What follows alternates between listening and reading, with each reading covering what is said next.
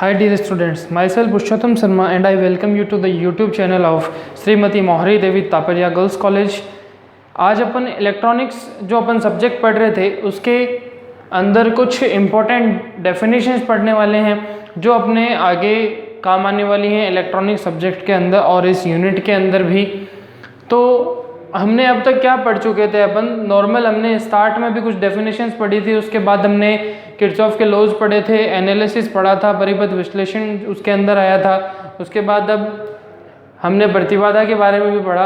अब अपन क्या करने वाले हैं, आज कुछ डेफिनेशंस पढ़ेंगे जिनके अंदर अपन द्विद्वारक जाल यानी टू पोर्ट नेटवर्क, परिचालन बिंदु प्रतिबाधा यानी निवेशी प्रतिबाधा, ड्राइविंग पॉइंट इम्पीडेंस जिसको अपन ZN बोलते हैं, प्रवेश्यता Y इन आंतरिक प्रतिबाधा, transfer impedance ZT, JK, T और डेल, स्टार और डेल्टा जाल और चतुर टर्मिनल जाल। हम ये कुछ डेफिनेशंस पढ़ने वाले हैं आज। इससे पहले हमने कल यानी कि इससे पहले वाली क्लास में हमने न्यूमेरिकल करा था। आई होप आप सब ने वो न्यूमेरिकल कर लिया होगा अच्छे से सॉल्व, क्योंकि इलेक्ट्रॉनिक्स में न्यूमेरिकल थोड़े इम्पोर्टेंट बन जाते हैं आपके एग्ज़ाम के हिसाब से भी और सब्जेक्ट के हिसाब से भी। द्विद्वारक जाल यानी कि ऑब्वियसली सी बात है, इसमें अपने को पता चल रहा है कि टू क्या होने वाले हैं, आपके पास में गेट्स होने वाले हैं, 2 गेट होने वाले हैं यानी 2 द्वार होने वाले हैं। जो 2 द्वार होंगे डियर स्टूडेंट्स, उसमें अपन एक को बोलते हैं निवेश द्वार, दूसरे वाले को अपन बोलेंगे निर्गम द्वार। निर्गम यानी कि नाम से ही अपने को डियर स्टूडेंट्स पता चल रहा है कि जो भी अपन डायग्राम सेट करने वाले हैं उसमें एक साइड तो निवेश यानी जिसमें एंट्री होने वाली है, यानी विद्युत धारा, विद्युत भाग बल, वोल्टेज जो भी अपन एंटर करवाने वाले हैं उसके अंदर, और एक निर्गम द्वार यानी जिसमें से बाहर निकल जाएगा। गुफा नहीं होती क्या कि उसके अंदर घुसे फिर वहाँ से वापस दूसरी साइड से वापस निकल गए, उस तरीके से ऐसे समझ सकते हैं आपके जो डायग्राम होगा अपना, उसमें एक निवेश होगा यानी उसमें से आप कुछ एंटर करवाएंगे निर्गम द्वार में, आप वापस बाहर कुछ निकलवाएंगे। ठीक है, तो वो किस तरीके से डायग्राम होता है वो अपन अब थोड़ा सा देख लेते हैं।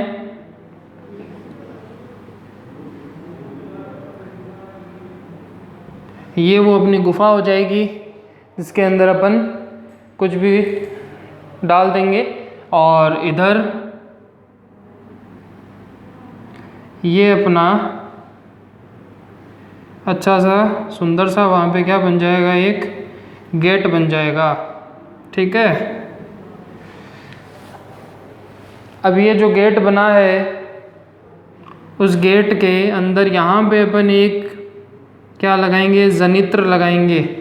ठीक है, यहाँ पर इस गेट के पास में अपन इसकी शोभा बढ़ाने के लिए यहाँ पे क्या लगाएंगे, एक लोड लगाएंगे Z। ठीक है, उसको अपन ZL बोल देते हैं। इधर शोभा बढ़ाने के लिए ZL लगाया, इधर शोभा बढ़ाने के लिए जनित्र लगा दिया। क्या लगा दिया, जनित्र। ये लगा दिया लोड,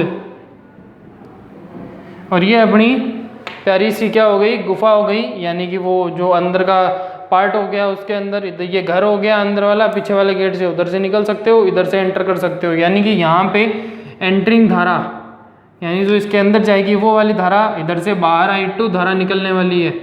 ठीक है, इधर अपना E1 क्या होगा, विद्युत वाहक बल होगा, इधर क्या होगा अपना E2 विद्युत वाहक बल होगा।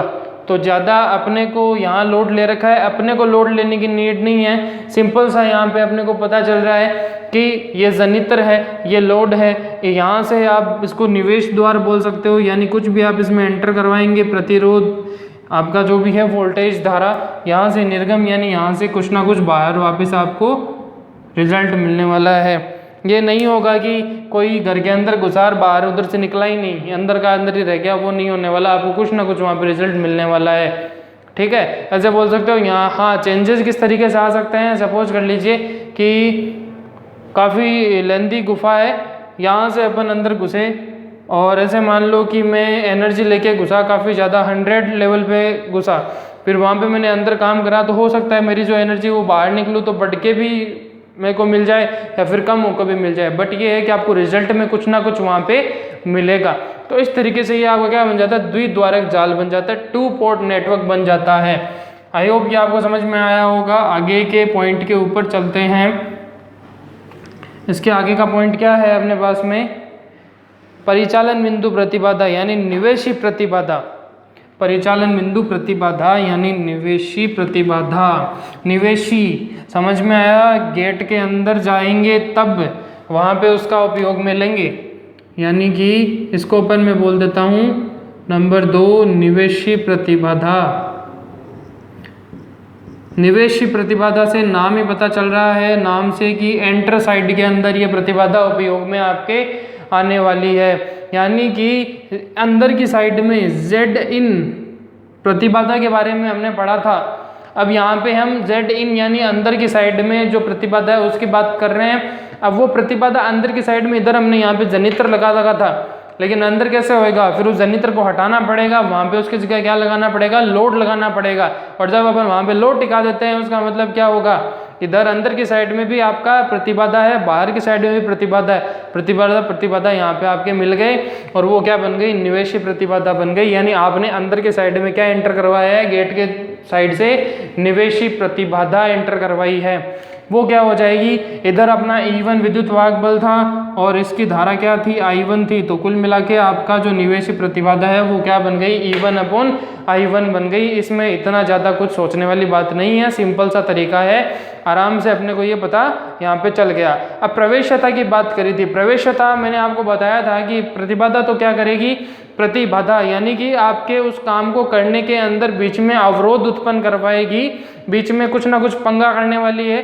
लेकिन अपने को क्या है कि प्रतिबाधा के अंदर तो वो ठीक है, समझ में आया कि वो उसमें कुछ ना कुछ यहाँ पे रोल क्रिएट करेगा, बीच में कुछ प्रॉब्लम क्रिएट करेगा। लेकिन प्रवेश्यता मैंने आपको क्या बताई थी उस डेफिनेशन के अंदर, कि वहाँ प्रवेश्यता के अंदर जो भी धारा, प्रतिरोध, वोल्टेज कुछ भी है उसके अंदर वो उसको अपने अंदर से आराम से बहने देगा, कुछ भी उसमें चेंज नहीं आएगा। और वो क्या होती है अपनी प्रवेश्यता, नंबर 3 पे लिख देते हैं प्रवेश्यता को। वो अपनी जो प्रवेश्यता होगी Y-in, वो क्या होगी, अपने Z-in के व्युत्क्रमानुपाती होगी, यानी इसका जस्ट अपोजिट, इसका जस्ट उल्टा होने वाला है। Got it. तो अब Y-in क्या लिख सकते हैं, उल्टा, यानी 1/Z-in। जब 1 यानी ये इससे जस्ट विपरीत कार्य करता है, और जब Z-in कर दिया प्रवेश्यता यानी अपने अंदर से जाने देगा, जब आपने यहाँ पे 1/Z-in कर दिया तो ऑब्वियसली सी बात है Z-in की वैल्यू कितनी रखोगे डियर स्टूडेंट्स, Z-in की वैल्यू रख दी अपने 1/E1/I1। तो ये क्या हो जाएगा अपना I1/E1। समझ में आ चुका होगा, ज़्यादा टिपिकल नहीं है, ठीक है। तो निवेशी प्रतिबाधा हो गया, द्विद्वारक जाल हो गया, प्रवेश्यता हो गई। उससे आगे चलने पर हम अब क्या देखेंगे, वही देखेंगे जो हमने 3 नंबर पॉइंट पे, 4 नंबर पॉइंट पे लिखा है। 4 नंबर पे क्या लिखा है, ट्रांसफर इम्पीडेंस लिखा है। तो यहाँ आ जाएगा ट्रांसफर इम्पीडेंस। ट्रांसफर इम्पीडेंस यानी कि ट्रांसफर इम्पीडेंस को क्या बोल दिया, ट्रांसफर इम्पीडेंस को हमने बोल दिया यहाँ पे अंतरित प्रतिबाधा। इसको क्या बोल दिया, अंतरित प्रतिबाधा। अंतरित प्रतिबाधा यानी कि सपोज कर लीजिए आपके पास में जो लूप है वो एक नहीं है, अनेक लूप हैं। क्या है, अनेक लूप है उस एक डायग्राम के अंदर। और जब अनेक लूप है तो दैट मीन्स क्या होगा कि वहाँ पे बहुत ज़्यादा आपके पास में प्रतिबाधाएं उपयोग में आने वाली है सॉल्यूशन निकालने के लिए। तो अब उसका मतलब हम ये बोल सकते हैं कि वहाँ पे हमने E1 का उपयोग लिया था। किसका लिया था, E1 का, धारा I1 का उपयोग लिया था।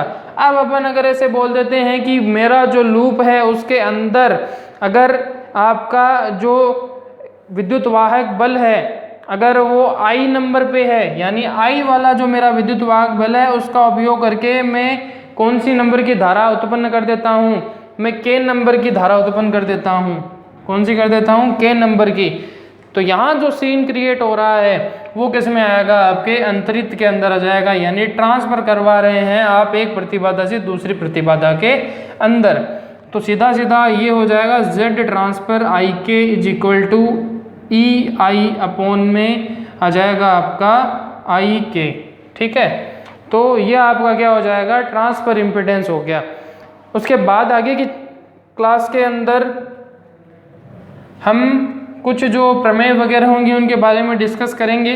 अभी एक दो डेफिनेशंस और बाकी पड़ी हैं, वो कौन सी हैं अपनी, टी और डेल्टा, यानी कि टी और डेल्टा जाल हमने अभी आपके डेफिनेशन के पॉइंट्स में लिखा था। नंबर 5 पे आ जाएगा टी और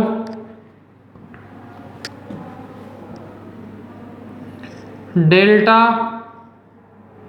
जाल, ठीक है, टी और डेल्टा जाल। अब टी और डेल्टा जाल के अंदर क्या सिस्टम है कि सपोज करिए आपका जो नेटवर्क है वो नेटवर्क काफ़ी ज़्यादा टिपिकल है, काफ़ी ज़्यादा हार्ड है। तो जब उस तरीके का कोई नेटवर्क अपने पास में होता है तो उस नेटवर्क को सोल्व करने के लिए सीधा सी बात है, इतना जल्दी दिमाग काम नहीं करता है।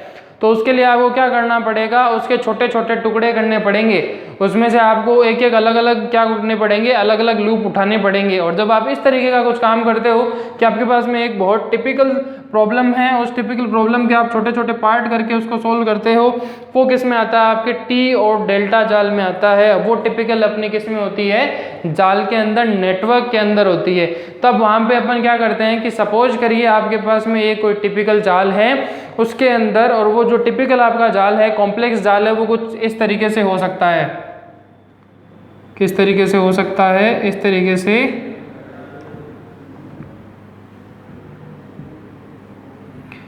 यह आपका नंबर 2 हो जाएगा, यह आपका नंबर 1 हो जाएगा। दिखने में ये अपने को इजी लग रहा है, लेकिन जब आप इसको सॉल्व करते हैं अपने प्रैक्टिकल्स के अंदर, तब वहाँ क्या होगा, ये आपको काफ़ी ज़्यादा टिपिकल दिखने वाला है, यानी उसमें सब कुछ काफ़ी ज़्यादा मिक्स रहेगा, तब आप वहाँ पे उसको सॉल्व नहीं कर पाओगे। तो इसको क्या करना होता है, अपने को लघुकरण करना पड़ता है, यानी इसको शॉर्ट करना पड़ता है। उसके लिए आपके पास में 2 मेथड्स होते हैं, या तो आप टी का यूज़ कर लो या फिर आप किसका यूज़ कर लो, डेल्टा का यूज़ कर लो। किस तरीके से यूज करेंगे हम, वही है। अगर आप टी की बात करते हैं, इसके अंदर एक बात और ये बता देता हूँ, 3 प्रतिबाधाओं का उपयोग होता है। कितनी यूज होगा, 3 प्रतिबाधाएं, 3 इम्पीडेंस। टी की बात करते हैं,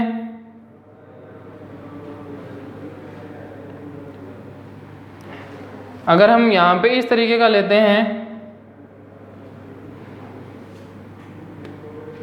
इसके अंदर कुछ इस तरीके से होगा,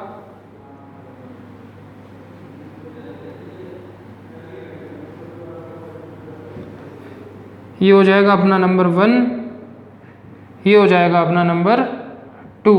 यानी कि आपको 3 प्रतिरोध का उपयोग लेना है इसको सॉल्व करने के लिए। जब आप 3 प्रतिरोध का, 3 प्रतिबाधाओं का उपयोग लेते हो तो इसको बोल देंगे Z1, Z2, Z3। ये आपकी 3 प्रतिबाधाएं होंगी। टी किस लिए बोला, पहला प्रतिरोध, दूसरा प्रतिरोध और तीसरा इस तरीके से आ रहा है, टी के शेप में आ रहा है, इसलिए इसको क्या बोल देंगे, टी नेटवर्क बोल देंगे, ठीक है। उसके बाद अपना आता है डेल नेटवर्क। तो डेल किस तरीके से आता है, वही है, उसमें भी आपको 3 इम्पीडेंस का यूज लेना है। बनेगा किस तरीके से, वापिस वही आप क्या लेंगे, यहाँ पे जाल लेंगे, उसके अंदर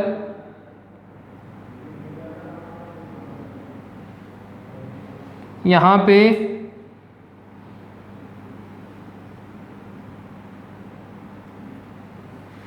Z1, Z2, Z3 बोल दो।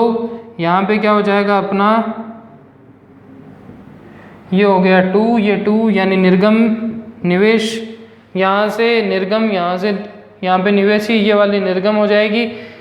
डेल यानी कि एक ऊपर की साइड में, ये रहा ऊपर की साइड में प्रतिरोध, एक यहाँ पे किस तरीके से आ जाएगा, दूसरा यहाँ पे आ जाएगा आपका प्रतिरोध यहाँ पे, फिर तीसरा प्रतिरोध वहाँ पे। शेप किस तरीके का है, डेल का, इसलिए इसको क्या बोल देते हैं, डेल प्रतिरोध बोल देते हैं यहाँ पे, ठीक है। यानी कि कुल मिला के अपने पास में 3 नेटवर्क्स आ गए। कॉम्प्लेक्स वाले को सॉल्व करने के लिए 2 टाइप्स के आप बना सकते हो, आप टी बना सकते हो, आप डेल बना सकते हो। उसके बाद में यहाँ पे आपका जो सोल्यूशन है वो आपको मिल जाएगा इसको सॉल्व करने के बाद में। नेक्स्ट अपना और लास्ट क्या डेफिनेशन बचती है, चतुर टर्मिनल जाल या द्विद्वारक जाल। पहले हमने द्विद्वारक पढ़ा था, अब इसको थोड़ा सा दूसरे फॉर्मेशन में पढ़ते हैं। वहाँ पे हमने किस किस का यूज लिया था, आपके पास में ई का, आई का और इस तरीके से। यहाँ पे अपन वी का यूज लेंगे। कैसे लेंगे, देखो, चतुर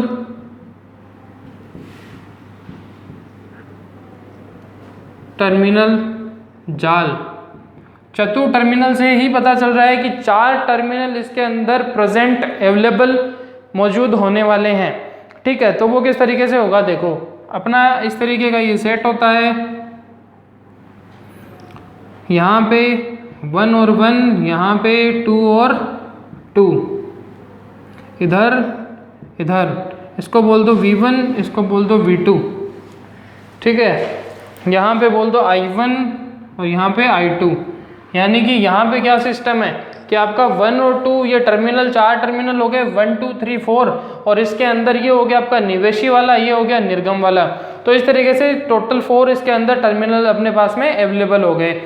तो ये अपनी कुछ नॉर्मल सिंपल डेफिनेशन थी जिनका अपन आगे यूज लेने वाले हैं। अब इसके नेक्स्ट क्लास के अंदर अपन कुछ थ्योरम्स करने वाले हैं। तब तक के लिए आप जो आपको न्यूमेरिकल करवाए हैं, डेफिनेशन करवाए हैं, उनको सॉल्व कर लेना, इनके बारे में पढ़ लेना। Thank you very much.